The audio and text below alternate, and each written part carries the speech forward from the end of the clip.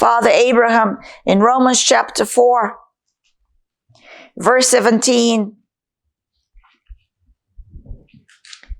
As it is written, Romans 4:17, as it is written, I have made you, God said, a father of many nations.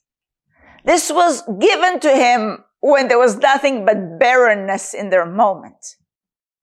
This word of promise was given to Abraham when there was no natural possibility, where everything was exhausted as to how it could possibly be.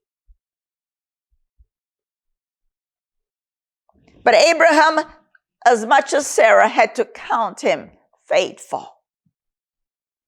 There would have been no Isaac. There would have been no fulfillment of promise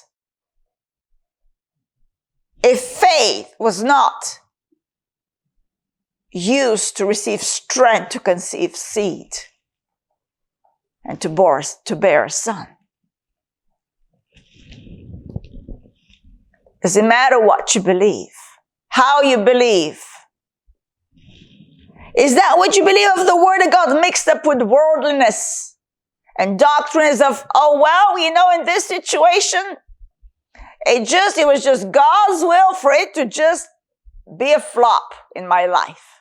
Well, in this situation, I might not fully understand, but you know what? I got to trust the will of God. No, we don't understand. And we do have to trust the will of God.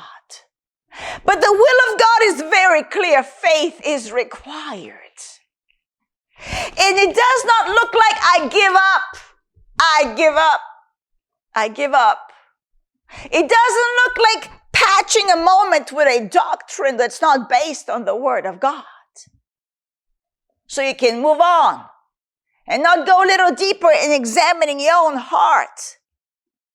Whether by faith you receive strength to conceive that seed of the Word of God that said, by His stripes you are healed. Or that said, I'm for you. I'm working out a plan for you. Trust me here. Don't go to the way of the world to find a solution for your family matter. So many distractions that we're so familiar with that take us off course and really at that moment dilute our persuasion. Dilute our persuasion.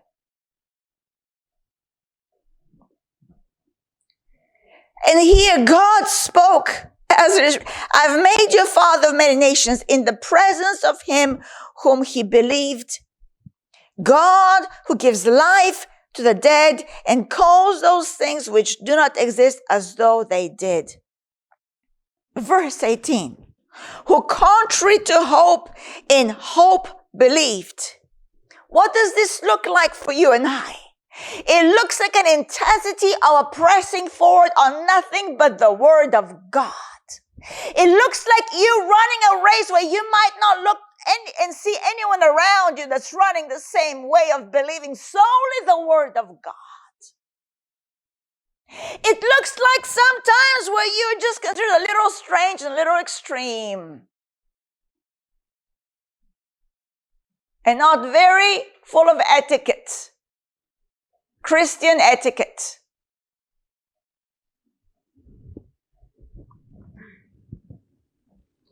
Or contrary to hope, this is violence in the spirit. When the lie is staring you in the face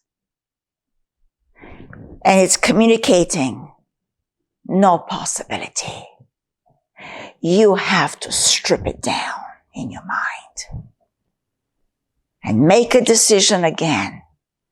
I believe the Bible. And God is not a man that he should lie to me. And that which is promised to me in the Word, I will believe to the very end.